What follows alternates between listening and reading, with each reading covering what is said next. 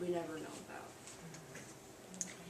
I mean, Get if it she was on- actually get on getting a the phone lost from and parents. then having to get Make the them aware of parents. it. But yeah, you can, Yeah.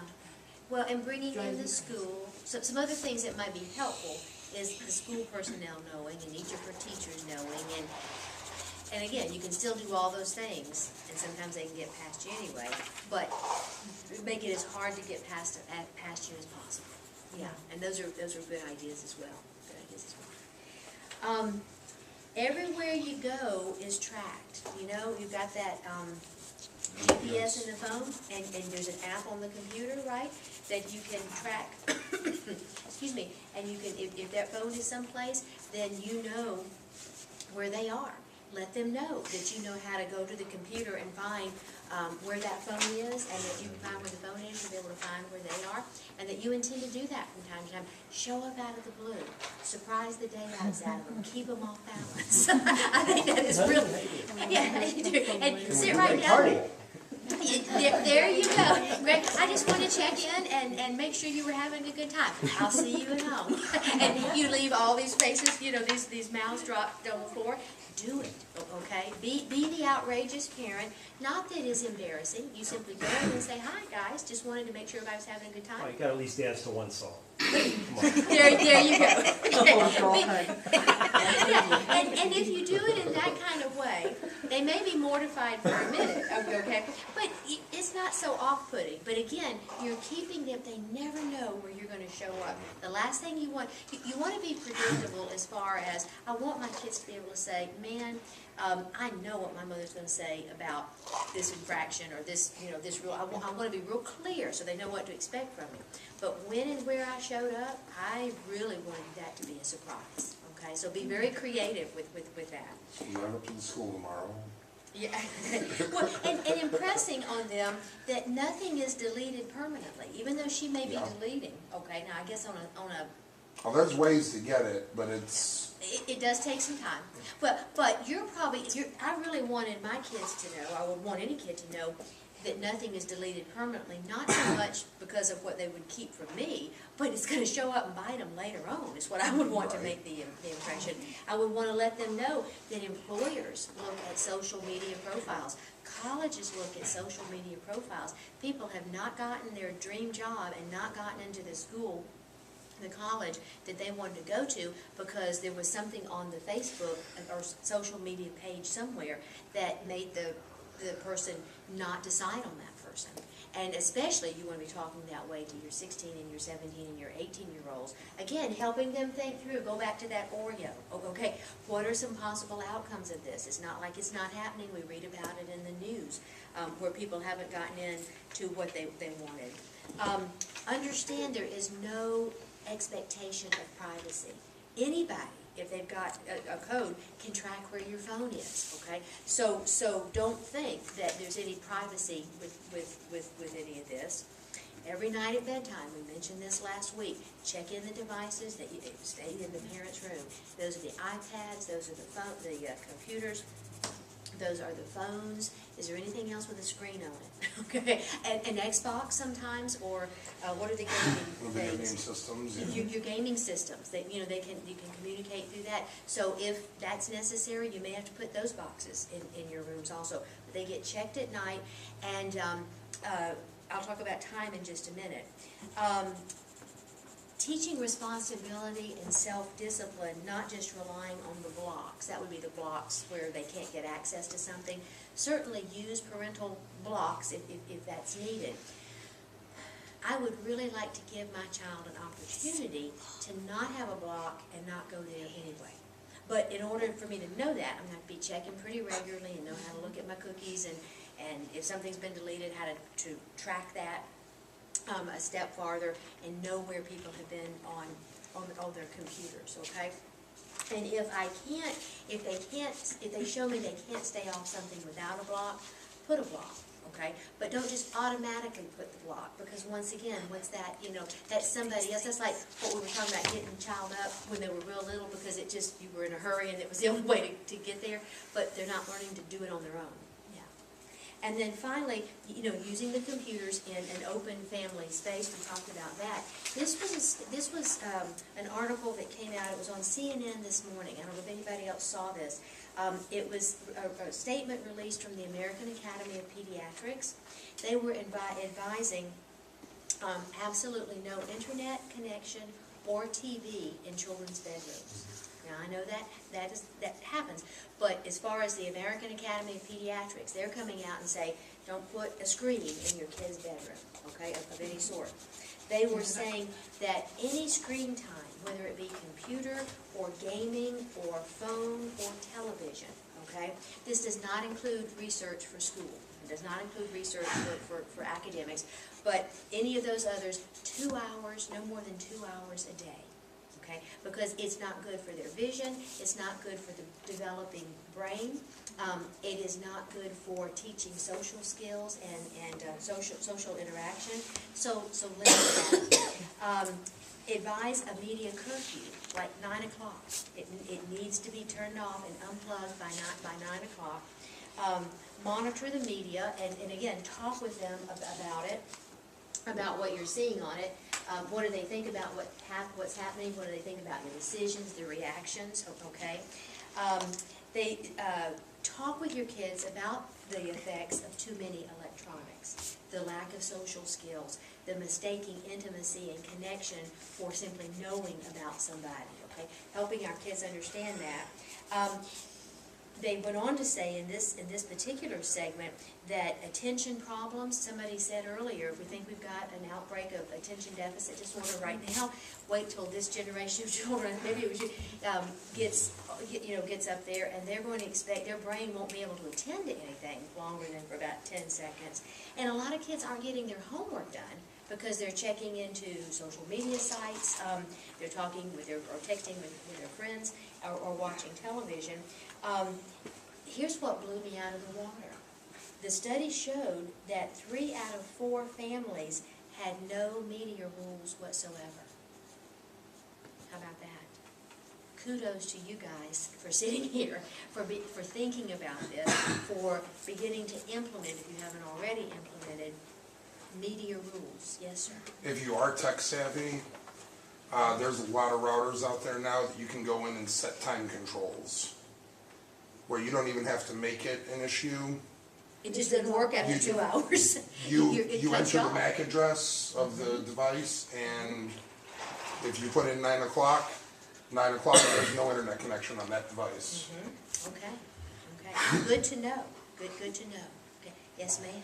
What if your teen learns how to use incognito windows? Can that be tracked somehow? Incognito windows. Now, I'm going to have to do more research on that. Is anybody familiar with incognito Private windows? searches. It doesn't record the history. Wow. That's on there. Is it on any computer? Is there Like on the iPhones, you can go on, there's private browsers. It's a separate application, You can and do it on your laptop and your Yeah. laptop. okay, and you can't, well, I'm certain there's gonna be a way you can disable it in parental controls. I can't imagine people. 'Cause I know Firefox, Many Internet people may be Explorer, ignorant like I am and not realize that. that's a Firefox, possibility. Internet Explorer, all of them, it's usually in a drop-down menu, you've got like an in-private browsing where nothing's tracked. Okay, so And the then in next flip of time, a switch, yeah, it's back on, and, but that would, the device that you're using it on, it still should have internal cookies that it is storing it on that no, one it device. it blocks all of that. okay. And that's what scares me. Well, understandably so, it makes me nervous. Just scares off. But But that, Yeah. I was gonna say, the whole of information then that would be there is clue that they're doing it at least. yeah, Or the lack of. Because when you've seen them at the computer for 2 right, if hours, there's a whole then big there's blank nothing there. there. What was this about? Yeah, well, and if there was a whole big blank there, then I think maybe I'd have to sit with them when they were on the computer and. That's the only thing about public place, It's a good thing. Yeah. kitchen or. My kids don't know how Not to in do the room. browser history Absolutely. yet. Because the other thing is the portability of these devices. It's not like you sit at a desk at a desktop computer. You don't do that anymore. Right, They're right. So they can sit anywhere. Right, hence you're gonna have to have a table somewhere designated for that. Now they got the And- Google Glasses coming out where. Yeah. And the wristwatch telephone Yeah, the that you wrist- can, Yeah. computer and They got stuff. the computer that's gonna be built into sunglasses Oh, now. yes. The yeah. Google Glasses. I'm thinking that would make me want the crazy, telephone right there in my watch. face. I'm just wondering, how many kids are gonna have those in school? Well, hopefully people will begin to stop. Like I said, we're playing catch-up with this generation of parents because we've never had some of the issues that you guys are facing before because the technology hasn't been there in the way and the amount, the massiveness of it hasn't been there. So hopefully, as those come out and new things come out, and they certainly are going to, we'll be in the process already of thinking, wait just a minute, just because it's out, is it smart to have that next, that next techno thing? Yes, sir. I was just thinking that I'm gonna suggest to our school that we address this issue because, it was just a couple of years ago that school started saying, okay, we're gonna have an iPad for every student in Yeah, 7th grade. right. And we're all like, ooh, no more textbooks, no more 90-pound backpacks, which, makes It was chiropractors well everywhere intended, Yeah. well unhappy. intended, yeah. But there was no thinking about the consequences that this is going to have. Yeah. And I think that when it comes from the school and parents cooperating together saying, look, we need to have a sit-down with the rising 7th graders or 6th graders or whatever grade they can use iPads to say, Yeah. look, this is the deal here. We're going to set a sort of a standard of curfews and timing and talk about inappropriate sites and because Yeah. it needs to be explained, even if they know it already, it needs to be formalized in some kind of way Well, that it's being addressed and that way it's yeah, and again, a cooperative and not contract. an individual like. I'd have a written against the world. contract. I There But is, that's the the first time school, I've the seen school one. has one. There is a written Well, contract. perhaps we're coming full circle then, we're coming back to, it used to be, this is the room you do your homework. Maybe we're coming back to that. In fact, one of my good friends, she has children the same grade. My daughter's in, and the piano room is 2 desks side by side, they're against the wall, so any adult walking by can see what the kids are working on, and that's where homework's done. And I have not done that, we don't have any televisions or desks in her bedroom, but that's not what she does in there, But I don't want her all over the couch, but it seems like that's where she's been. But maybe all of this focus on, if they're not going to be acting out this way, if they know that if you're walking by when you're doing your homework or talking on your phone or getting your work done and your friends over there, it's come back to the one-room schoolhouse kind of thing. Our kids do hide out because they have all this stuff. My daughter's not going to her bedroom with her things. She knows that. She knows not to ask, and I'm very blessed that she's of that mentality. She knows that doesn't go. But That she's going. maybe we're just coming full circle, and maybe there's more things we have to learn. And like you said about the school giving the Laying the groundwork. laying the groundwork. Yeah. Because we have this new toy that's all great, but it sure has a flip side. Well, how much legislation, how many laws have been passed in this country at different points in our history? And the intention of the law was very well intended, but there have been some unintentional, or unintended, I'll get there in a second, consequences as a result of what were good laws to pass in the first place, right? Okay, so yeah, the reality of our life these days is it moves and changes so fast. But when you think about, the Iron Age in history and the which came first, the Stone Age, the Iron Age? Okay, and they were, 1,000 years long. People kind of stayed in the same mode for a long time. And then there was the Industrial Age. Then there was the, what came after that? Silicone, I guess Silicone Age. Silicone Age and Technology Age and Biophysics Age. And so we've gone through 4 or 5 different stages in 10 years, where it used to we spent 1,000 years in one stage. So when you consider how much more exponentially, how much faster things are spinning, we are going to be playing some catch-up. And just like, again, those were great possibilities and realities of every child having a laptop with access to the internet, because no matter where they came from, even in the most poverty-stricken areas. They'd have access to learning it equal to the playing field. Right. Those are great things. We don't want to give those up. But absolutely, now we've learned there is two sides to that coin. Absolutely. Well, the school does have a serious You blocks said. on. I mean, Yeah. serious. But, you know, there's also a contract too that the children sign. You came home the first day of school with all the other paperwork. And we as employees have to sign it also. Okay. I mean, so, Excellent.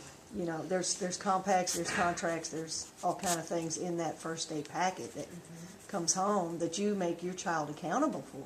Yeah.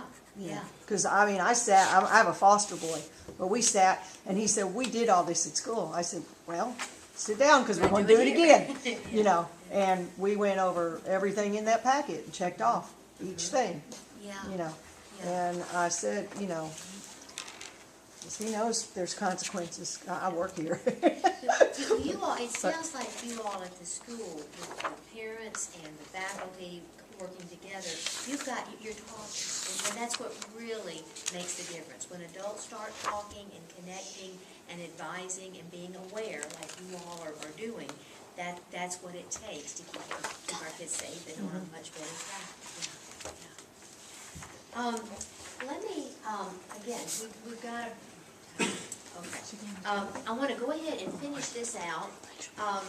So again, okay, the role of parents, we really kind of talked about a lot of this. Our job is to lead. We talked some about how were you parented. Parents lead by providing the basic needs, that safe environment, realistic expectations. Let me say something, because one of the questions that I remember from last week, how do you deal with disappointment in your child? What are appropriate expectations? That was someone's issue or question that they wanted me to address. Do I recall that? Okay.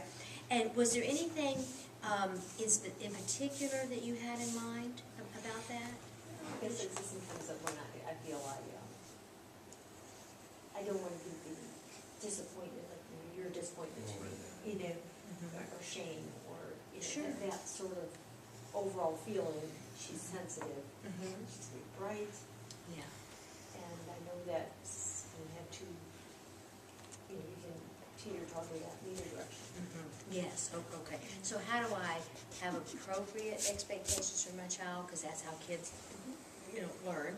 And if I don't have expectations of somebody, I don't really think they can. So it implies I have confidence in them without overburdening them or shaming them.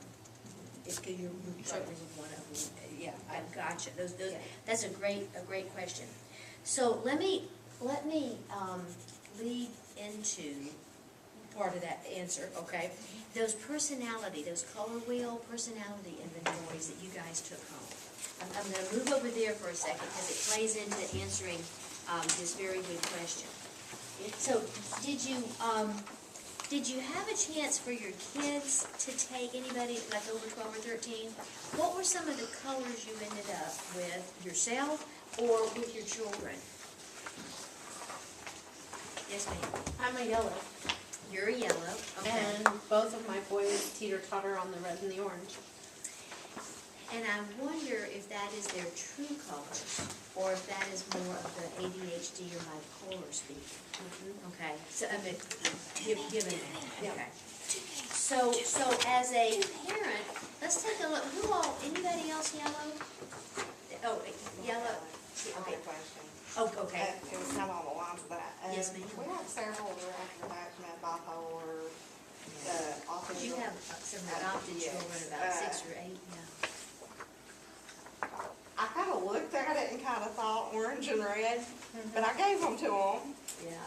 orange and red. Yeah. So that's what I was wondering, if it could be because this is out. Well, with those two diagnoses, they would almost always look orange and red, but that doesn't mean that's that core personality. That's really the disorder talking. Or what, because sometimes that screams at you because it's the out of control behavior or the impulsive behavior. So, yeah, you probably, chances are good. But they filled it out. But they Right, they filled it out, that is their awareness, but again, it is somewhat skewed, is what the research would show.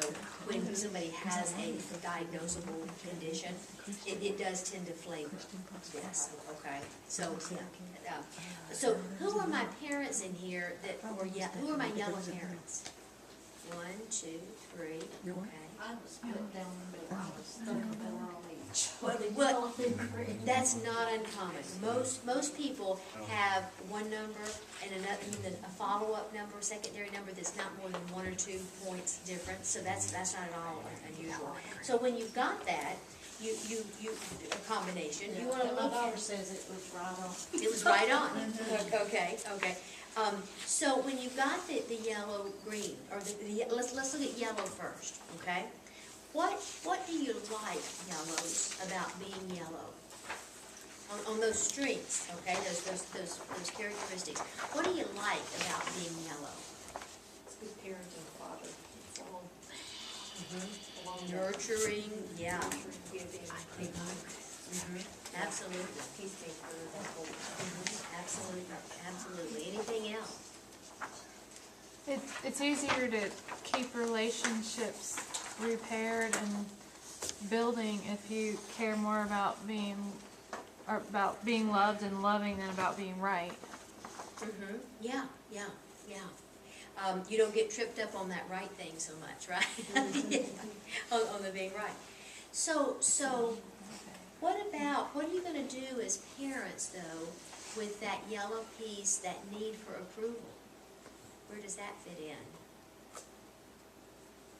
Not so well, in often a problematic way. Delayed gratification. I'm sorry? Delayed gratification. Delayed gratification, there's that term. Well, what it tells us is, I really can't be my kid's friend, you know? I didn't get to be friends with my daughter until she was, probably almost about to graduate from college, okay? Because before that, I had to be her parent. Yeah, I had to be her parent. I had to guide her or put boundaries down. And of course, she went away to school, so there was, I didn't know what she was doing all the time, but I still had the purse strings. Okay, so we didn't settle into an easy friendship until a year or so after she was in college. My primary color is green, followed very closely by yellow. And so I really had to sit on that need for her to like me and think I was the coolest, best mom, because it didn't serve her or I well for me to give into that. Does that make sense? Because my daughter is very, very blue. She is a nurse. She likes everything in their compartment. She's very disciplined. She's very organized. Getting it right really means a lot to her. Okay. Now, if you're handing out prescriptions or giving IV drugs to children, you better darn well get it right, right? Okay. I don't do that for a living. I deal with people, and people are messy, and so you kind of set that aside some of the time to get more about what I just said about the difference between right and wrong, but not that I have to be right. Does that make sense? That why the differentiation, not to be confusing. So, as a yellow parent, here's what I fell into, or a parent with a lot of yellow to her. Here's the trap I could have fallen into with my blue daughter. I could have judged her to be pretty cold, or pretty unfeeling, or pretty lacking in understanding, or just not nice enough. I wasn't teaching her to be nice enough because she wouldn't tolerate some of the behaviors that I would tolerate as a yellow. She'd just put her foot down and write that person off, and boy, that was the end of them. And I'm thinking, how can I help this child, before I understood more about her, how can I help this child be more tolerant? Okay? I could have crossed the line easily and helped her to feel she wasn't okay being wired the way that she was wired, okay? So that's why I like for parents to do this themselves, and also to have their children who are like 12 and over do it, because chances are good you're not parenting a child with the same personality. Now our son, a little younger, he's as yellow as they come. It was followed very closely by green. I could read him like a book, always have read him like a book, and I always judged him to be kinder, more loving than my daughter, okay? they are both loving and kind people, but they show it in different ways, okay? And so I was very grateful that I had enough sense to begin to realize this child is just wired so differently from me. What troubled me so was because she doesn't show emotion a lot. I thought, well, does it affect her? Is she just that stoic? Is she just that frozen? Is she just that whatever? But she deals with dying kids all day. Okay, that she works with really sick kids on a stem cell unit, and many of them don't make it. She was being prepared all along, okay, to go into that environment and survive it. She's been working in it 8 years and going strong, okay, and doing well with that. I couldn't do well with that, being wired like I am. So when we are guiding our children, teaching empathy, teaching right from wrong, connecting with our kids, where did this come in with your question about realistic expectations? Okay, you're seeing the connection. We've got to know our child. Okay, we've got to have some idea of who this child is, because they are not many versions of ourselves, is the main thing. And so how they see things, how they hear things, how they respond to their world, they may be wired so differently from us. Okay? That we've got to get that, know that, have some insight into it, and accept it. Okay? So I can't expect my daughter to be a mini-me, okay? To go into counseling as a profession, or to respond to people in the same way that I do. And understand that her way is just as right, or just as needed as my way may be. Disciplining our children. Okay, because this little blue child of mine was perfectionistic. She's one of those 25%ers that, you know, it really matters to her to do the right thing. Okay, not because she cares so much about being right, but doing the right thing really matters to her more than I ever realized. So raising her, discipline for her, it wasn't hard. She corrected with just a little bit of a turn of the dial. She would, auto-correct so much of the time and get back on the track. Our son was not nearly, okay, that he's an ADHD and has a whole lot of learning differences. So we had some real issues, raising him, especially early on, because he was very stubborn and very willful and just pushed the limit, had impulsivity, a lot of impulsivity. And so the discipline for him was much more hands-on. I had to really turn the crank, with him, where I just had to tweak it every once in a while with our daughter. They both turned out good, solid, lovable people, but the approach was so very different, and we just had to know who we were talking to. If you've got anybody think you've got a 25%er? You think you're raising a 25%er? Okay. Here's what you need to know about 25%ers. Okay. You really have to help them accept their humanity. Okay. Their lack of perfection. 25%ers hear responsibility free floating in the atmosphere, and they have like antenna for that, and they pick up responsibility that does not belong to them in any way. So you really have to talk to your 25%ers about what they really have control over. One of the issues that somebody talked about was how can we help our kids know how to take care of themselves and not be so involved in taking care of others. Okay, that was an excellent point, I thought. Well, here's what you want your kids to know. What are you responsible for? What can you control? And you give them this little circle. And here's what's in this circle of what any of us can control. And basically, that's yourself. Okay? And outside of this circle are many people and things that you care about and you have connection with because you have a relationship with them. You have no control in this next circle out, but you could have a whole lot of influence for good if you have good and healthy relationships with these people. Okay? And then there's out here, you don't know these people, you have no control, you have no relationship, you have no influence, that's the rest of the world. So focus your energy mostly on what you can control, that is your mind and how your mind responds. And then out here with your friends, you can't control them. They're going to make some bad choices no matter what you may say. You can't fix things for them. You can wear yourself out fixing things for them, okay? You can talk to them about sometimes when we're real busy trying to fix things for other people, it's really not for them anyway, it's because we'd feel better if they felt better, okay? And kind of begin to point those dynamics out to them, again, teachable moments but go back to expectations. If you've got a 25%er, and you think you do that have the 25%? Quite possibly. So what you want to know there is they hear expectation even when you didn't intend them. Okay, I think I mentioned last week, the first time our daughter ever made a B, she made it in organic chemistry in her 3rd year of nursing school. And so it was, and she called me on the phone from where she was, and she was just hysterical. I thought someone had died or been hurt. It scared me to death. And when I finally could understand what she was talking about, this kid was really that upset about making a B, and it messed up her 4.0 average. And I thought, oh Lord, what did I do wrong that I made my child feel? So that's parents go off like that. I had to get hold of myself and realize I didn't make her feel that way. That's the way she's wired. But no, and I knew that way before that event ever occurred. I knew that when she was 2 years old.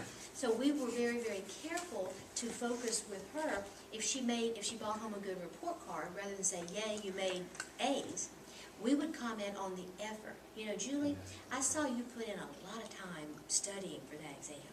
I saw you put in a lot of time working on that book report or that science fair project. And so I'm really happy that your hard work has paid off for you. Now, our son, he's 75%er. We could say to him, yay, you made all A's. That never happened. But yay, you made an A, or you made a C. We were good with C's where Scott was concerned. And very, very glad, at least they weren't F's. Anything that wasn't an F in that particular situation.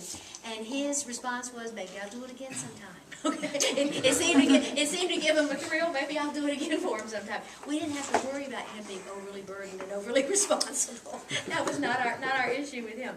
So good to know when you've got these 25%ers. By the way, on the surface, they look so much easier to raise because they're compliant. They are much harder to raise. Much harder to raise because so much goes on internally. Just so much you don't know about. Yeah. So you want to be constantly checking in. I can tell you they can turn out okay. And she's a wonderful mother and a great nurse and a good wife, and they can turn out okay, but they're by far the harder ones to raise. Yeah, those 25%. So other personalities. What did you come away with the color inventory? Any insights to yourself or to any of your children? It's pretty accurate. Now, I'll tell you where this comes from. It's not just something that somebody made up. Stuart Markman and Scott Stanley are two researchers who have been in the field of relationship enhancement for 30 years. And this comes out of, they've got lots of different works on marriage and what makes marriages work and what makes marriages not work. And this comes from their work. This is a recent development of theirs. And I took some training in it when First Things First sent me to California this summer, and Scott Stanley did the training for this. I think it is brilliant because it's simple and it doesn't take long to do. And yet, boy, it just really encompasses, it nails us, doesn't it? but the way I use it in relationship enhancement classes, as classes like this, is to understand when I'm working with a group of people, I may have, what other colors, okay, if you're, given whatever color you are, were there colors represented on this wheel when you read the characteristics that you get along with? What colors are you drawn to? I like blues. I'm married to one. I gave birth to one. I like blues, okay? You know who I have trouble with sometimes? Not because there's anything wrong with being the color that I'm going to say, is my mind and how my mind responds to this color sometimes. Sometimes I have trouble with oranges, okay? And you know why I have trouble with oranges? It's my own issue.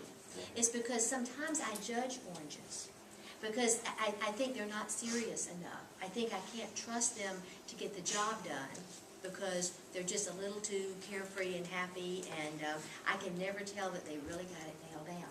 But that's my own compulsivity. It's not anything that's really bad about oranges. Do I have any oranges in here? I'm really glad I prefaced that, right? Great people. My daughter is a green, and she's kind of borderline yellow, Yeah. and my husband's blue, Yeah. and my way of processing things and thinking is totally opposite of theirs. Yeah. Theirs is kind of similar about different things, and it just drives me up the wall, because I'm like, you are supposed to be doing this, but yet you're over here doing this, and wow.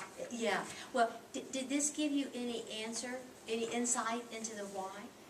I already knew that we were all so different, So different. and that him and her were very similar in different things, different areas. Mm-hmm. And me and her are similar in different areas, but they're not in compatible areas, if that makes sense. Oh, okay. So, Okay. Okay.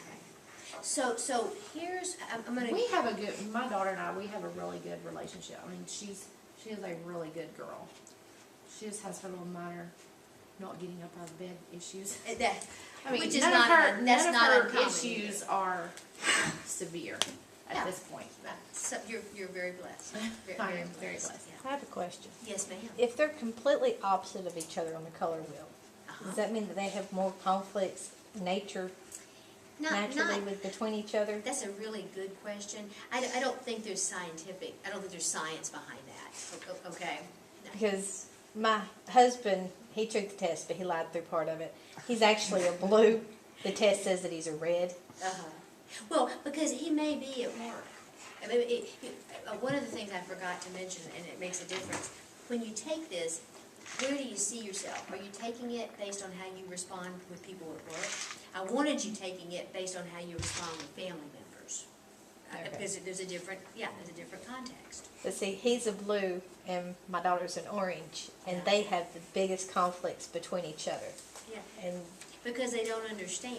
A lot of it is, oranges are perfectly good, wonderful people. So are blues.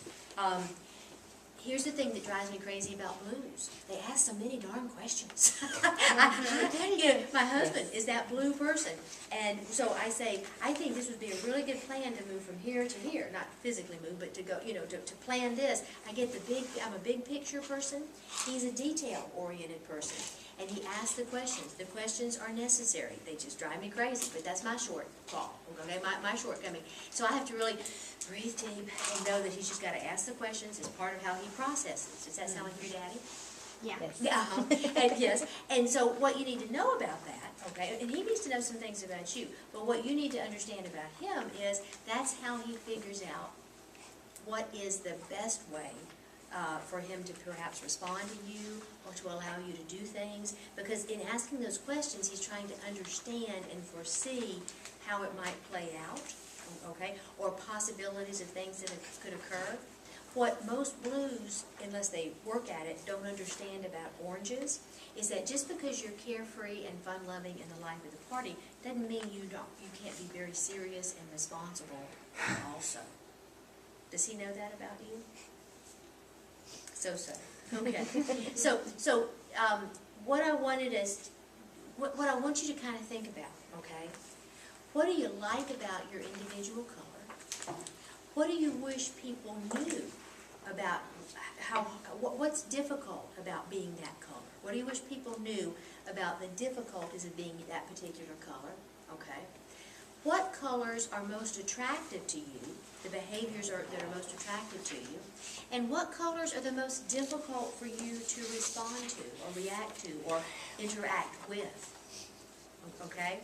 And of those colors, what are the behaviors that you have the most difficulty with? Because that's really not a statement about the person who is that color or even the person that engages in that behavior. It's about how your mind is responding. Remember I said the things that would trigger me about orange people is that because they were the life of the party and a lot of fun and creative and just going all the time, my mind said, I'm not sure I can trust that. Why? Not because they've done anything untrustworthy, but that's not how my mind is wired, and I don't trust what I don't understand. Does that make sense? So I could be very judgmental about something that I simply didn't understand. My daughter's response is as a blue, okay? they didn't have a lot of emotion. She played those emotional cards close to her chest, and I judged that early on because I didn't understand it. Well, I just don't think she's got that much empathy. How in the world am I raising a kid without a sense of social justice and empathy, being that green person that I am? Okay, misjudged. And again, it was my problem, my response about how I was responding to her. So I give this so that you get some insight into yourself. And if there are particular personality traits that you have difficulty with, what is that about? What is that trait triggering in you? Because it's really not them, it's your mind being triggered. That's why you have that reaction to certain behaviors. Maybe it feels way out of control, and you don't like feeling out of control. Okay? Yes, sir. Or if you don't like your own color the most. Well, I don't think there's a bad color on here. Okay. Okay? I think every color, if you look, every color has some real positive traits to it. Right. Okay? Well, I was talking in regards to other people. As far as how you relate to other people? Yeah. Well, here, this perfect segue, thank you, into what our next section is going to be, and I need to finish that up in about 15 minutes or so. It is possible for a Great Dane and a Chihuahua to be married and live happily ever after. It is also equally possible for two labs to be married and live happily ever after. Okay? It's not our differences or our likenesses that really make or break whether we relate well and live well together. You know what it depends on? Our communication skills, our listening skills, our conflict resolution skills. That's how Great Danes and Chihuahuas live happily ever after, and it's how labs. It might be easier for two labs to live together. You might not have to be quite as skilled in your listening and your conflict resolution and your conversation skills, but it is equally possible for the Great Dane and the Chihuahua to do just fine together as well. That's the other point I want to make here. No matter what color you are, your spouse is, your partner is, your children are, that's who you got. that's who's in your inner circle. What are you going to do with it becomes the opportunity as well as the challenge. Okay? I really do want to be the kind of person who can be accepting of, I don't want to be intimidated, threatened, or teed off by any of those personality traits. I want to be understanding of them. I want to work with them. Here's the set of skills that we're going to go into just next on how to do that, okay? And that is, let me see where I am here, and I want to get, we really kind of, okay. How do you communicate? Here's, as far as how do we lead, okay? How do you communicate? Do you start out with stating clearly, in a positive way, what you want and what you expect? That's what I want you to do, okay? How do you listen? I want you listening. In that packet of information that you guys, that I gave to you last week, last night, there is... Your package is there. You've got a point like this, conflict resolution, and you've also got a confrontation style, okay? And I want to explain just a little bit about that. First, I want to talk about the one that says confrontation style. I've got confrontation cycle. I'll get that in a second. And this comes from the work of Hal Jones and Patty Smith, a couple that wrote World-Class Marriage. But they have identified this confrontation cycle as a really effective way to fight fair or to deal with confrontation in a way that keeps it calm and focused and helps to assure you move through it much more effectively. So they talk about something called an XYZ message. Well, here's what an XYZ message is. It is when I'm upset about something, okay, and I need to talk to my children about it or my husband about it. At this point, I guess it's just him left and the dogs. So I talk to him. Sometimes I talk to the dogs. I'm gonna let's say he comes in and he was going to be he told me he was going to be home at 6, and so I had supper fixed at 6, and he didn't get home till 7:30, and he didn't call me. Now, he's the one who usually fixes supper at our house, so this is really way made up, but I'm going by the seat of my pants. And so it's 7:30 and he comes in the door. I am mad as all get out because I really feel like that was rude and it put me out and supper's cold and I was worried about where it was and I'm just fit to be tied. Now, I have two choices that you can choose how you want to respond. I have two choices.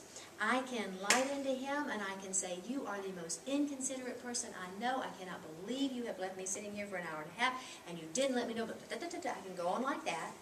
What's likely to happen if I do that? It's gonna come right back at you. Defense breeds defense, right? And so, boom, we're gonna go like this. Or I can work on a soft start to my disagreement. I can say, you know, I really enjoy our time together at night when we can sit and have dinner together. And now I've had some Unlike time. tonight. I might have had to have a glass of wine to get there, but not really. But I'm working on myself. Okay. I enjoy our time together, and when you weren't here, I miss that. And I worked really hard on supper, and it just it makes me feel like you just don't appreciate it when I work hard on supper and you don't call me and let me know that you're going to be late. I'm very clear on what I don't like. I'm very clear on drawing that boundary. It is not okay to be an hour and a half late and not call me, okay? So I'm not letting anything slide, but I am soft starting that argument because it gives him an opportunity to do something other than defend himself or charge back, okay?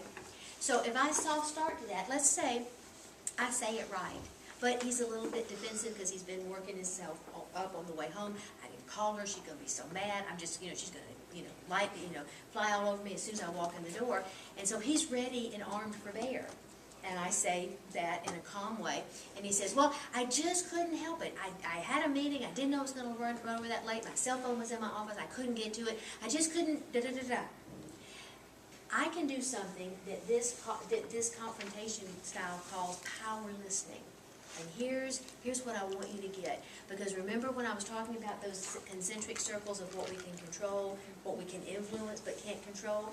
Here's how we get maximum influence in that second circle out.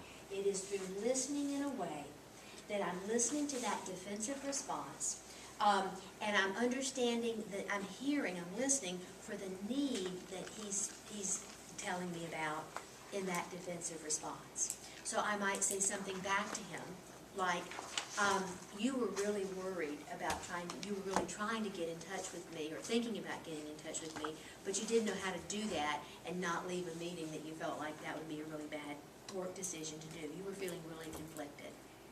What can he say to that? Yeah, I was feeling really torn. I didn't want to leave you hanging, but I didn't want to walk out on my boss either. And I can say, I understand that. I don't want to be sitting here for another hour and a half again anytime soon. I understand you were conflicted. What might we do? Okay, how can we keep that from happening again? Because do what? Do shoes. That would make me feel a lot better. I'm not above that. I'm not beyond. There you go. Bribery works. Bribery works. Yes. But you see how that pulls them in. So that I'm increasing, by playing it smart like that, I'm increasing the likelihood of keeping him engaged with me long enough in a way that feels like he can do something to make me happy or to make peace with me, or because he wants to feel better with me. He didn't feel good about leaving me hanging for an hour and a half, okay? So if I don't harsh start, okay, if I do my best to send that XYZ message, when you do this, or when this happened, this is how it affected me, and this is how I feel about that. That's the X, Y, and Z of that. I'm not condemning him as being a thoughtless person who never does anything right. I'm being very specific. I'm staying in the moment, and this works with your kids. This is what I want you to do with your kids as well. Model this, because how are they going to know how to do it except that they see us model it? Power listen when they're defensively responding. Behind every defense like that, every complaint, every criticism is an unmet need, okay? What am I hearing? The need is there. He needed me to understand he was real conflicted and frustrated in that situation, just like I was. When you listen at that level, what is the need? So your child comes in and says, so-and-so has a new pair of jeans. She has a new pair of jeans every week. I swear she gets a new pair of jeans every week. She must have 12 pairs of jeans in her closet. I never get a new pair of jeans. Now, as parents, how do we most often respond to that kind of statement from our kid? We begin to preach about, why nobody really needs 12 pairs of jeans, and that's really being kind of materialistic, and that's kind of short-sighted, and there's children in Africa who don't have any pairs of jeans. No, we often launch into that kind of stuff, okay? That's not what they need. What they need from us is to hear, wow, 12 pairs of jeans, that's a lot of jeans. You must wonder why she has that many, or why it is you don't have that many, or I don't know, what do you think about that? Okay, so I'm not preaching, I'm not lecturing. What I'm listening for is what her need is. Doesn't mean I'm going to go out and satisfy that need with 12 pairs of jeans, okay? But I'm letting her know I'm hearing what it is, the need behind the complaint, rather than preach about not complaining. You see why they turn us off? Okay, and there is a way to listen so people will talk. And if I want to listen, or if I want to practice that way of listening, then what I'm listening for is what is the need behind or underneath that complaint or that criticism or that frustration. When I get it, I reflect it back to them. That must have felt really bad to you when your two friends went to the movies and they didn't invite you. They come in the door and I'm so mad, I hate so-and-so. Well, rather than begin preaching about why you shouldn't hate somebody, or you don't really hate somebody, you listen to what's driving that, and you reflect that back to them. That's how you talk somebody down off the ceiling, okay? Because before they can get in a reasonable problem-solving mode, they got to come out of that fight or flight mode that the anger or the fear, the upset, has put them in, okay? But as you learn to perfect your own listening skills and listen at that very deep level, that's when an individual, any human being that feels heard and understood and accepted by another human being, they will allow tremendous influence, for better or for worse. Okay, so we want to make it for worse. They will allow any human being that feels like they understand them, gets them, accepts them, they will allow them tremendous influence. Okay, I want that person in my kid's life to be me, don't you? Okay, and so, and the way I get that is that deep, deep level of listening. Does that make sense? Okay. Some people call it, or Stanley and Markman, the same folks that gave it as primary colors, talks about the speaker-listener technique. And that just simply something you've got. I handed out that little yellow square thing last week that has the rules on it, okay? That's just the ground rules. Nobody, only one person can talk at a time. We treat each other with respect. We fall back on those rules when people are really jacked up and upset, and we need kind of a grounding, so there's that, you have that, okay? But I want you listening, not just to parrot back the words. What is it you hear them need from you in that discussion? Yes, ma'am? Oh, okay. I have to go pick up my daughter and. I understand that completely. Let me give you, can I get you just to sign this? It is a receipt for your gift bag, and if you just leave that with me, I'll give you this. Yes, ma'am, there you go. So far, any questions on, as far as how do you communicate? Speaker-listener technique. If you want to resolve conflict, the first thing you got to do is listen for what the need is. Yes, Was that on that piece of paper you have there? on the confrontation Yes. cycle. I don't have that. Oh, you don't have that. I'm so sorry. That's in that. You guys not have It this? was in It's this, in that big. It was in that in this packet. one that she gave Oh, us. did you get one of these It was last? last week. I did it last week, but I don't Did it look like that? I think I have that. Okay, well, you know what? Now you have one. Okay. I want, did anybody else not have that? Because I'm looking to find in there. I think you have that one. Okay, I'm sorry, that just inadvertently got left. Thank you, Ms. Rubin. And that comes There it from is, World confrontation. Class Marriage. I'll just take I this said one. their names a minute ago, and now it won't come back to me. If you Google World Class, Patty Jones and Patty Howell and Hal Jones. There you go. Okay. Yeah, great, smart couple, smart couple. So how else do parents lead, in kind of keeping with that? How do you handle anger? do we talk to ourselves like we were talking and say, you know, I have a choice here. I can, you know, go 0 to 90, I can lambast, I can charge them head first. I could do that. Or I could think about, what is it bottom line I want? And speak up, just like this sheet would show us. I want to always be able to speak up, give myself a voice, okay? But I also want, in order to keep it balanced, I want to be listening at that level, that power level, that deep level of listening, so I'm hearing what the needs are that are being expressed.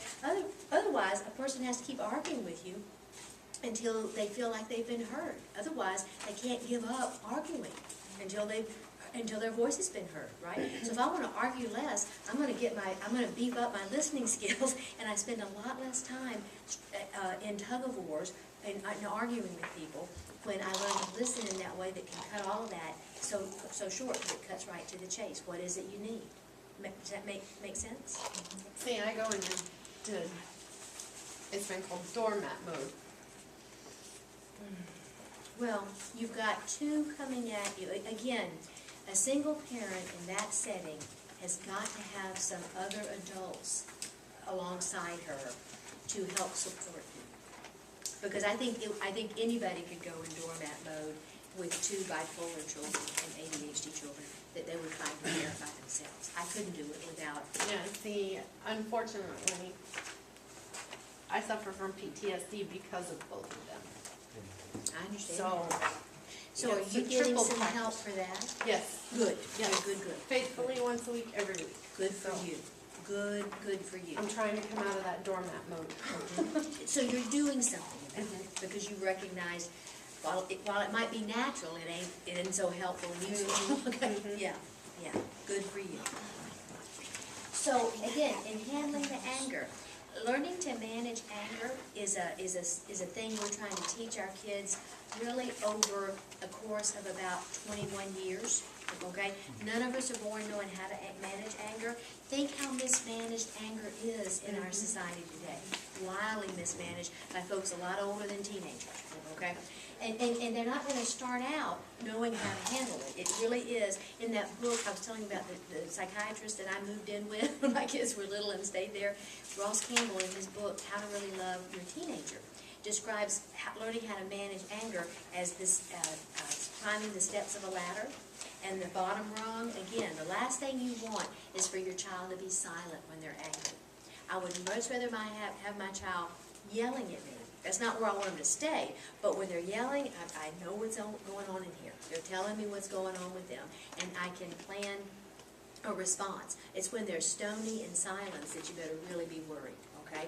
That's why those authoritarian responses, those authoritarian style parenting approaches to parenting tend to breed a lot of rebellion, because it leaves a lot of anger in the child, but children aren't allowed to say, I disagree with you, or I'm angry with you. And so they just hold it up inside, and it just guarantees they'll do what we tell them to do when they're in our presence, because they're scared of us, okay? But as soon as they're out of sight, they're going to do exactly the opposite, because they're so darn mad at us, okay? So how do we handle anger? Are we being adult in that? And how do you deal with conflict? Do you fight back? Do you attack first and think later? Or do you try to do a soft start to an argument? Do you try to listen to the defensive responses, or listen to what the complaints are without becoming defensive yourself? Understanding all of that is about hearing whatever the need is. Not that you're responsible for meeting it, you just want to hear it and reflect back to them that you've heard it. That's a powerful thing to do to gain influence with another person. Any questions on that so far? So different areas of conflict, okay?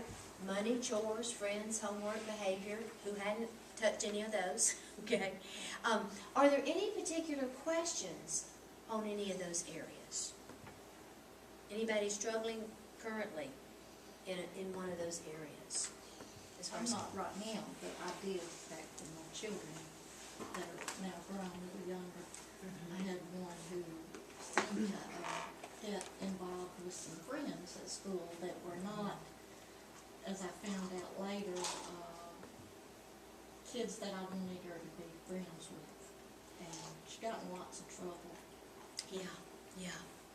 So, anybody else, thank you very much, anybody else had an issue of concern about who your kids were hanging out with? Absolutely, okay? And it can make a big Yeah, difference. a big difference. Yes, ma'am. My daughter has a friend that she likes to hang out with, and my daughter's friend, her mom doesn't care. She lets her daughter do whatever she wants. And I, told her dad, I don't want our daughter around this. I don't know if we're doing the right thing or not, but I can't be like her friend's mom and not care. I hope you can't. Yeah. I don't Yeah. have it in me, and I told my daughter, I'm sorry, I can't be like Evan's mom. I can't do it. Well, I don't think I would, I think I'd stop apologizing if I were you. I might suggest that and say, I'm never gonna be like so-and-so's mom.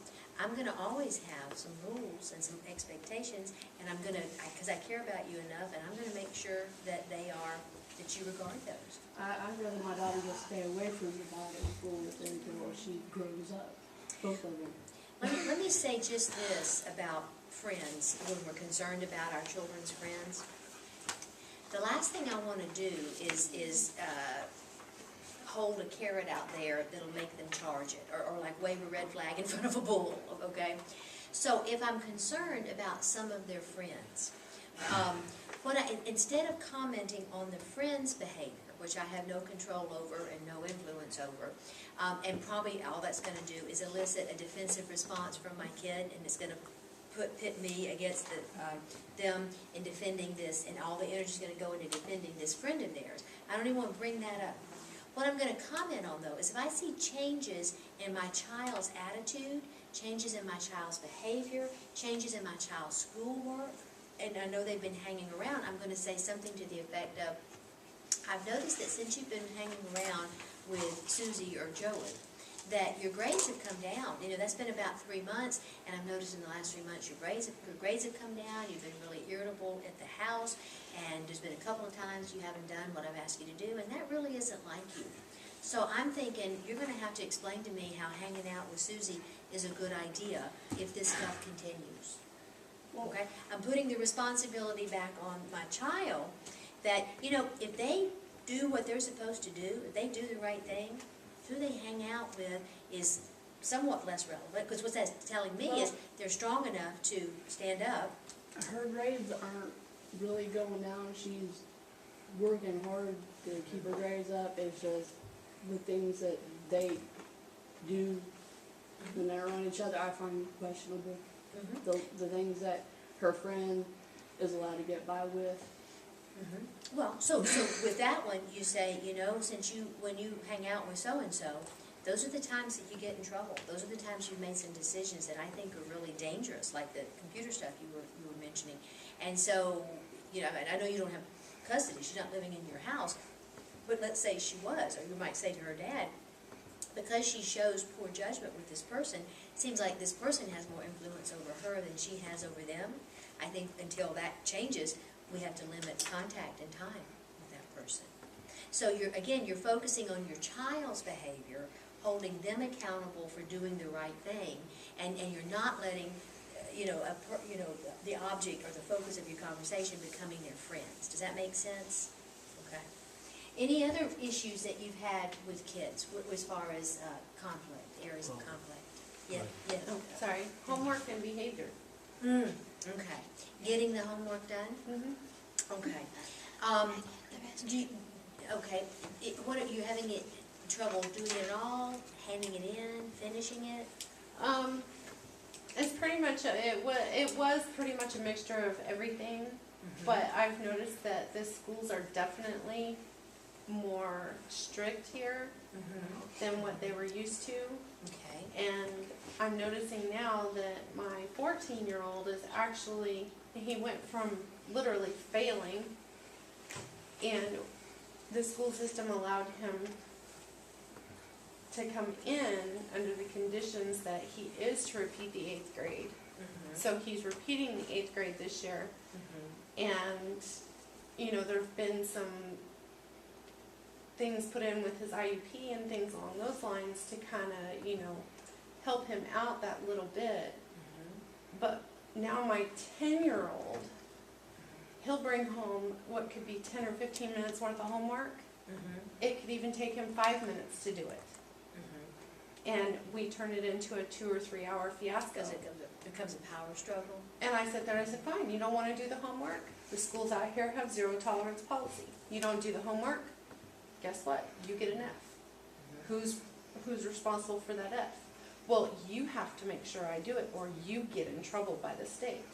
But see, there's the problem right there. They've been empowered so much to an extent by the systems that are put in place. Yeah, you're the one feeling it much more than he is. So perhaps you need to have some conversations with the teachers. And again, you need to align yourself with as many adults as you can to help. Any single parent would. But get some game plan with the teachers where the person who really feels the pain, if they don't do their homework, is your son. Exactly. Yeah. So maybe talking that out with the teacher, maybe correcting your son and saying, you know, I've talked to the school, I've talked to the teacher. They understand that you are at home at night, that I am providing a safe place for you to do your homework, that I am here to answer questions, that you have a computer to check resources. They're understanding I'm doing my job. Where you've been mistaken is you think I'm responsible for making you do something. I'm not. I'm responsible for providing an environment that's conducive for you to do it. So guess what, kiddo? You don't do it, you're the one who's in the trap. Okay? That's So, re-empowering you too. Good idea. yeah. It feels good, you know, to have that, but at the same time, you know, it goes back to the whole personality trait. You sit there and you say, gosh, I'm failing as a parent, you know, they're still not doing this, you know. But then I sit there and I think back to the reteaching that I'm learning on my own about myself. You know, no, I have to make them accountable for their own actions. Absolutely, absolutely. Our son, and I'm only going to say this for like a minute, because I've got 20 minutes, and I got more than 20 minutes to do, and I need to get certain things covered. I'm sorry, because these are great questions. But our son has profound learning differences, as I had expressed before. Dyslexia, a number of other things. And so no one worked harder than we did to get him through 12 years of school and graduated. Exactly. I worked 15 times harder getting him through school than we did our daughter, who was, you know, like I said, all straight A's. And even with all the work, okay, what he has is a high school diploma and 2 certifications from junior college. That's not bad, that's honorable. But he will never have the earning power, potential, most likely, or the intellectual insight that she has, even though I work 15 times harder there. So you got to know that we do the best we can do, we do the right thing. Playing fields aren't always level, but we still do the best we can and stay and do the best we can to know what is the next right thing to do. But it's going to turn out with different outcomes because we're not starting on an equal playing field. Okay. Congratulate yourself for just hanging in there. Yeah, and being here tonight. Absolutely. Did I have any of you had been wanting to say something in? I don't know. They might have- Okay. They're foster care, they might. Well, she had kind of brought it up, and I've heard it from many, we haven't run across this, hopefully never, but we haven't run across it yet. You know, when the kids do get the power trip, you know, I'm gonna call DCFS on you. I say, You know what, what? here's the Here's the phone, phone. it's on speed Call dial. the bluff. Yes, there you go. And I will be happy to describe to them exactly what is taking place here. Yeah, Exactly. yeah, you gotta call their bluff, yeah. Because I know a lot of parents that are petrified Yeah. to discipline their kids because of the way a lot of the system works anymore. Yeah, I understand that, And while domestic violence is something I'm supposed to talk to you guys about tonight, I'll have a few minutes, I really need to do that because it's a mandated piece of this course. I would not, you know, abuse children.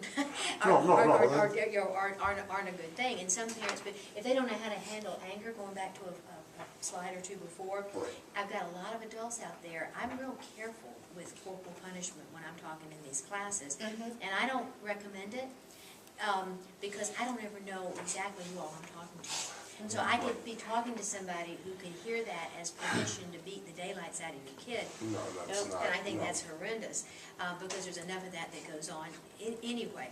But we certainly do need to have rules and consequences and be on top of things and be connected with our kids and have a relationship. I'm much more interested in trying to gain influence with my child. I don't want them to like me all the time. I probably wouldn't be doing my job if they liked me all the time. But I want them to believe in me. I want them to be able to trust me, to believe in me, to get that I accept them. I will challenge behavior that is challengeable, but that they can come to me, that I will be safe to talk to. I will do my best to listen and not preach, okay? And use teachable moments and be a person who shows that I know them intimately, even when they're different than me, and I'll figure out how to relate to them, okay? So that's how, and discipline is something I'm doing every minute of every day. Punishment, maybe 2 or 3 times in the kid's lifetime, okay? Our son, punishment was used 2 or 3 times, okay? But he got the message, and after that, it was all discipline. With our daughter, it was only discipline. If I had ever used a harsher voice or anything like that with her, it would have been abusive because it had been so unnecessary. So we have to be really careful. You got to know your kid, and it has to be very specific, I think, to them. I am going to have to go a little bit faster. Your questions are great. I'm so sorry. But again, are you getting kind of an idea of managing conflict? Okay, as much as you can, you want to talk to your kid, listen to what they're whining, they're complaining, their objections are about, to see what the need is, and reflect that back to them. Doesn't mean you give in to it, but you start there with understanding. So we're talking about handling conflict, and you've got you've got a handout also, conflict resolution. It's in your book, okay, in one of the chapters. First of all, you want to stop and cool off. Think about what you want, get that clear in your own mind. Speak up, say what you want, be specific and brief. Listen, be quiet first, say what you hear the need is, and then you want to cooperate. You want to take turns talking and listening, offer trades and compromises, choosing solutions you can both live with, and keeping the peace, or working toward gaining the peace. If you can't work it out, adults or parents, will do it their way. This is really kind of something you want to put in front of your kids, okay? If you can't solve the issues yourself by following these kinds of rules, then parents will step in and make a rule until you can until you can grow to a place where you can solve it yourself.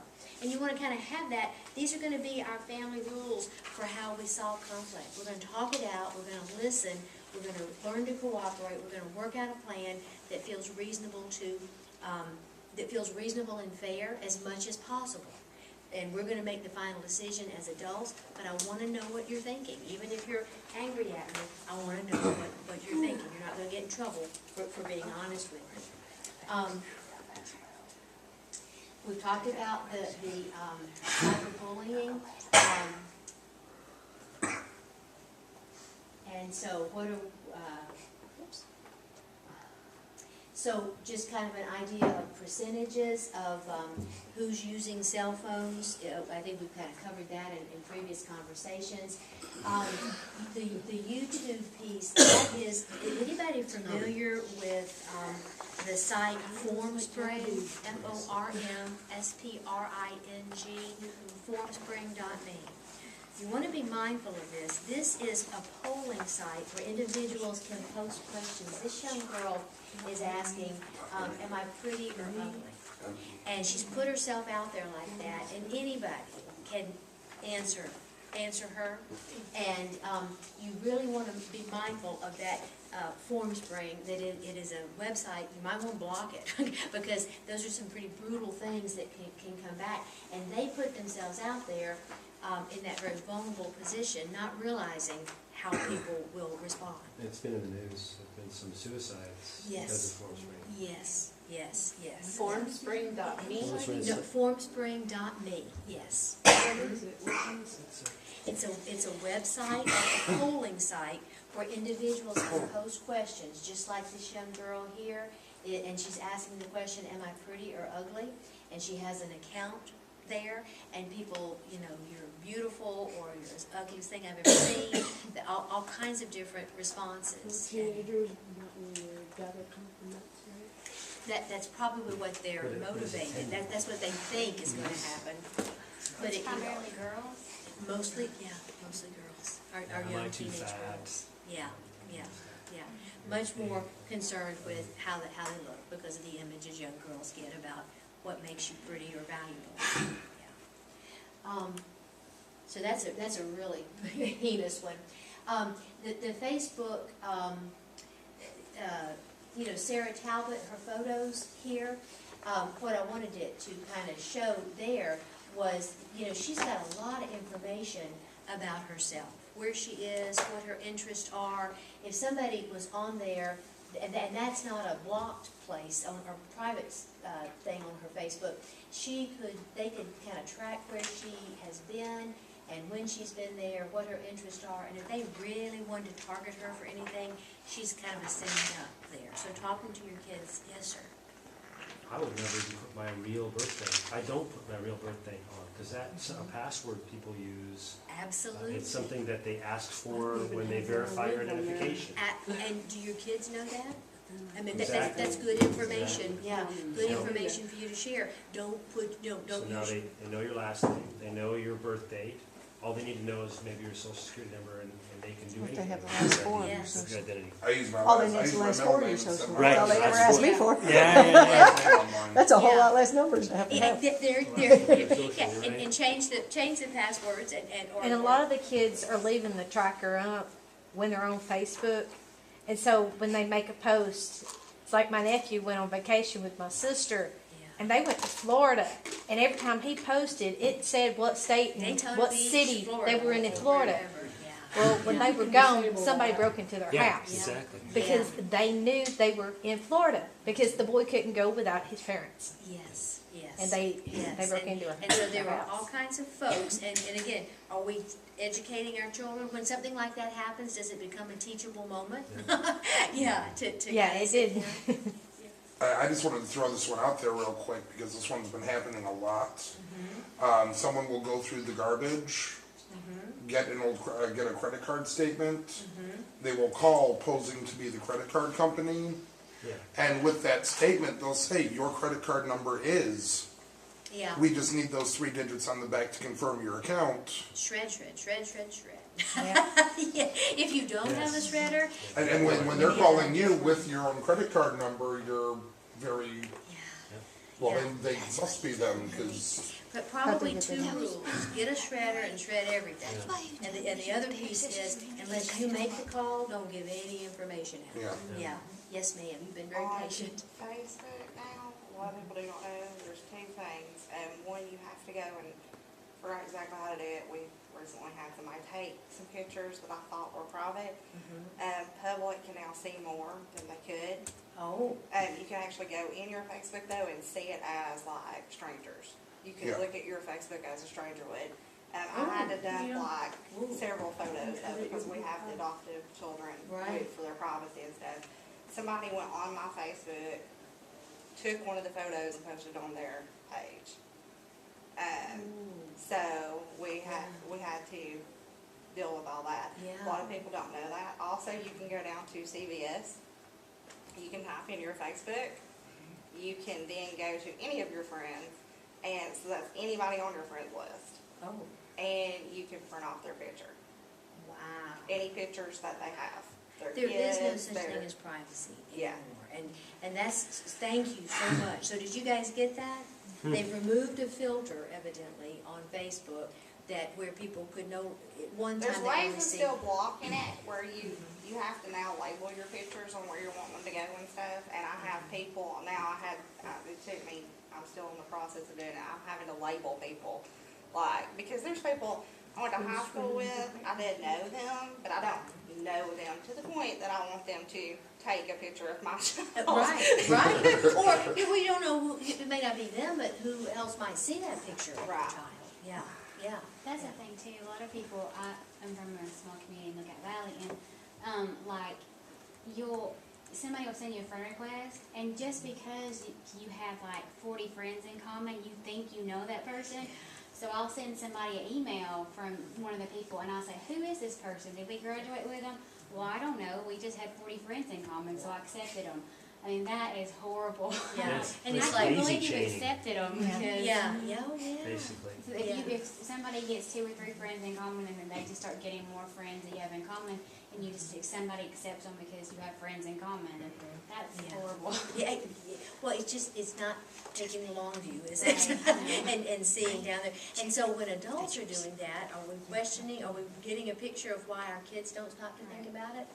Yeah, so again, discussions like this, sharing and networking among parents and schools, did you know about this? Did you know about this? Did you know about this? Because I don't think one person can keep up with all of it. I think that's where the networking comes in, and I'm so glad you guys already have that in place. To look at all of this stuff too, what they're looking for. Yes, stuff, ma'am. And they learn a Yes. lot. Yeah, oh, yeah, And yeah. working for a long time. Oh, my goodness, yeah. We I learn bet a lot of that's- social. Networking. Investigation. Yeah, so they give all kinds of information. I didn't on even why know they that. indict I mean, themselves. I- I mean, some people I can mean, indict And themselves. if they can, And I then knew Jay's it was parents on or your family phone would have calls, been. but But now he's lost his a lot iPod, of so I'm other like, people. They don't even make it home. don't look for it, it's okay. Yeah. I say, So, you found Facebook, oh, iPod yet? so let's, No. okay, so anyway, the rest of this is just kind of more of this conversation. I'm very sorry we didn't get to everything that I had tonight. What we got to was good, and it were wonderful questions. I really appreciate that very much. Other people can come back down here and talk more if you want more classes. First Things First has more facilitators and There's more another classes. session, 6th and 7th of November, if you want to go again. There you go. It's not here, but No, it's, it's, yeah. or it's somewhere else. Is it on the website? It's on the It's on the website, schedule, yeah. yes, ma'am. It Does is. your website have filters? That's a really good question. Let's ask them. What I need from you before you go is just, it's evaluation. If you would just put the date and month in, and of course it's a parenting class, I'll fill the class ID out, because I've got to print that. And I'm not sure what it is. Esther, grab me one of them packets while you're over there, please. Let's see. There you go. Pencil's okay. Oh, yeah, pencil is fine, and let me pass 2 down that way, thank you.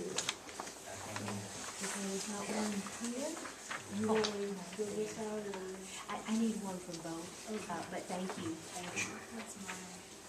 Shorter, My bad, this is my parents, I had it cut. you guys have more evaluations to fill out. I've got one, but I'll just about this long. It's short. Disability. No, that one's for you. Your mom's got her. What date, what, do you want the 29th on there? 10/29? If I could also, I'm gonna also go around and give you guys. On the pink one, I'll fill in the date and presenter and all that stuff at the top. If y'all just wanna answer the personal questions. She messed up, you so messed up, and they were back on the side to correct it.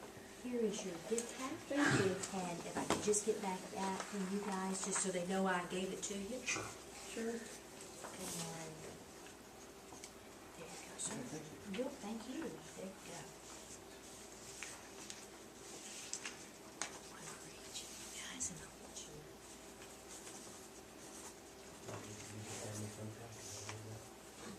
That's what that is, yeah. Spell wheel. Your yours right here. Signing. People that I make, I don't walk over to medicated medicine, but I make below what I need to get any subsidy for healthcare. And if I had back, I had a policy in Cincinnati said, none will be used at $400 a month. So it's, There you go. Just let me get that, thank you. Ladies, there are 3 good ones. You have to put them in also. So that I can just get. Because it's thank you so much. I thought you already turned yours in. Okay, last one. Oh, that's what kills me about tennis. Question. Because I'm going for because I'm going to school. Yeah, I'm looking at that shop You don't, as a household. to have a better living. Yeah. Because I'm going to school. It's not the same thing. I gotta not put the cityscape.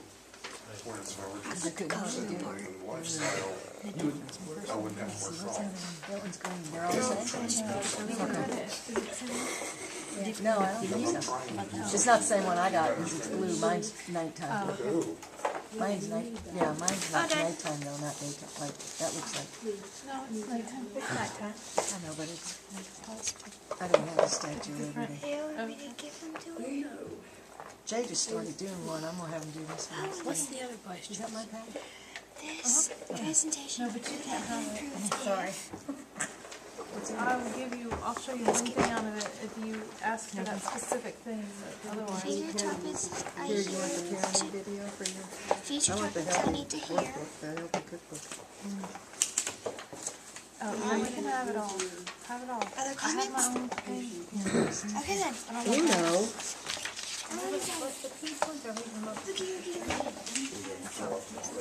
Here, my pink one's done, you can have Big puzzle. it. Mine's got the best information. I'm sure it does. Really, really big puzzle. Oh, I'm gonna stick my book down here too, look at.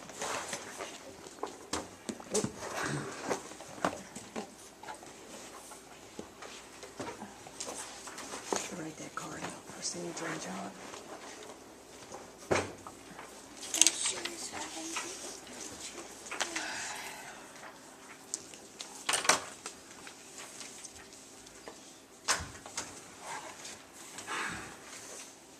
We didn't do mine, did we? Thought I missed something, because I don't have any money anyway. At least I don't have to worry about the credit card. It didn't, okay. It's my plus. I think it's not often messes them up like that, but I just See, do you think the annual income is household or me personally? Because there's a big difference. It's just me anyway. that would be great. I only have me to worry about now, right? Cool. I get it. I get this all the time from Derek. Then I can put this one on there.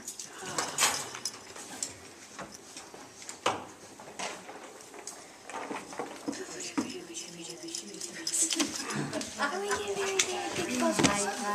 Usually, I will oftentimes fix them, but I ran out this morning and forgot them, so like I'm I guess this is Yeah, Fred. in general. If you didn't sign in on the clipboard by the front door, if you could Look do at that flash for me drive. too. Get out of the divorce one, because I'm early. I heard that. Well, says if not married, you do some part 7. Yeah.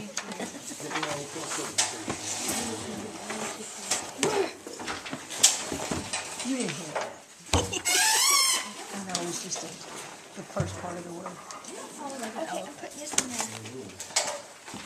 This is mine. I need that. What'd you get? Did you brought that from school? It's out of my locker. Or school, that's from school. Yeah. Locker, school. Flash drive.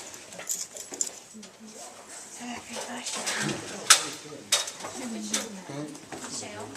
What does that have? Does your mom check that out on you all the time? That's in her bag. Oh, it was in there, it's brand new? Yeah. How many gigabytes was loaded up? She's got an 8 gigabyte Hello Kitty one. Kind of the same way you It's an 8. far behind this. I know what's on it. Holds a lot.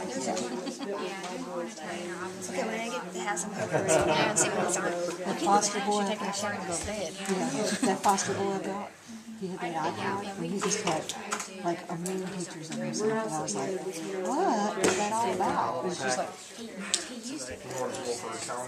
you know, and I was just like, holy cow, why would you do that? The one one that gets me is her friends do it, and then my cousin does. So I said, you make your face look like a fish, and they take those pictures. Oh, it's so cute. And I was like, make your face look like a fish. Melinda doesn't do that. It's all the preppy girls that do it. Me and my friends, we did tons and make silly faces. It's either Ivy or it's Leanne who's got a picture. Well, no, I'm not, well, one of the campus. Leanne Brown? Oh, okay. Leanne Brown? She's my buddy. Is she? Yes. She's my neighbor. It's like really close. You know where she lives now? Going up Nickajack? Well, I guess I shouldn't tell you. That might be personal. But she's got a tracker on her phone. Does she? It says where she's at. I'm like 3 more driveways up. I can just look up Nickerjack. Yeah. Now, you don't want to come up there unless you know somebody knows you're coming. It's how I get my name. We all live like, they live down this way, and I live way up there. That's what I got. Got me a weapon. Way up there. No, you're supposed to be My filling this foster out. boy's like, I want my dad to come move down here, but we have to live like right there, and he's pointing by the railroad tracks over here. Go, we have to live right in town, and I'm like, ew. It really does. I got a Okay, degree 9, already. 10, 29, 15. Oh, thank you. We're supposed to do it. They let her talk her into getting I appreciate your presence, thanks. Please check on it's not something she has any interest in wanting to do. Oh, no, sign and print it. You used to make that look cool. What if I don't know how to print? Then what? Oh, just right now. That's why I'm going. Slow here, all the doctors like, It's like she doesn't know how to write cursive. I do too. you already have medical. Oh, that's right. They're teaching you that this year, right? You didn't learn that in 4th grade? Yeah, we did. I know how to write cursive. They don't teach that. Well, Yeah, that's the they same did. concept. I started. Yeah, I think they going for start accounting in degree. 3rd, at the end of 3rd, you start. And then, Where I got just part-time work. you see, the whole thing is, Now what? look, the whole thing is, all you gotta do is text it, girl. Okay, okay. It's all. And you're probably way faster than me, because I'm like, I received this one. We spent the whole summer between 5th and 6th teaching them.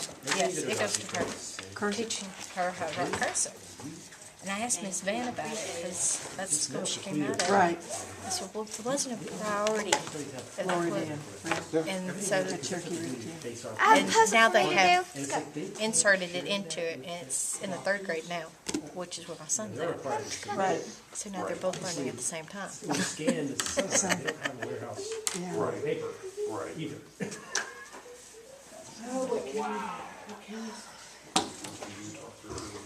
I guess she's ready to go home and go to bed. Yeah, mine is too, because if he's not in bed by 8:30, he's a mess. He's a good kid for a foster boy.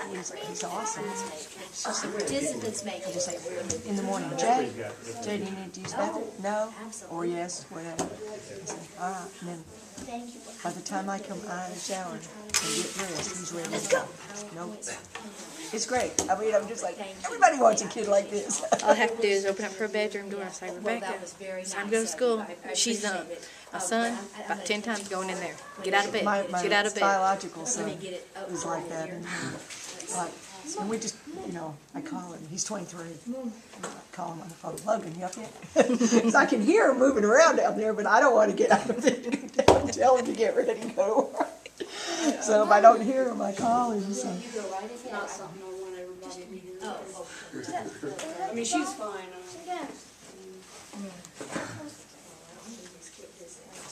Something's kind of personal and embarrassing. I find it embarrassing anyway. I appreciate you coming. That was really nice that you may not have had much of a choice, but it was. more problems with her last year. And Esther went through all that with me. It was very nice to have you here. I appreciate you coming and being here. That was very nice. And I enjoyed your presence as well. I mean, every participant had so much that they added to this. Thank you so much. Oh, thank Have a you. good night. Thank you. Appreciate it very much. it was nice talking to you. Bye-bye, guys. Ding dong. What you said, we found out my daughter. Too old to sit in this chair. So They are not comfortable. No. I meant to say my daughter would So if you know how to do that, go to it. Bye, Donna. Bye. See you tomorrow. Yeah. Picture taking. Yeah. So, you're gonna get her some counseling? I hope so. Supposedly. I hope so. He thinks that she doesn't need a whole, she's bipolar, she's She's 16. also brought up suicide and He's like, oh, that's Things like just a that, so her I'm attention thinking- thing. I said she needs counseling. I'm looking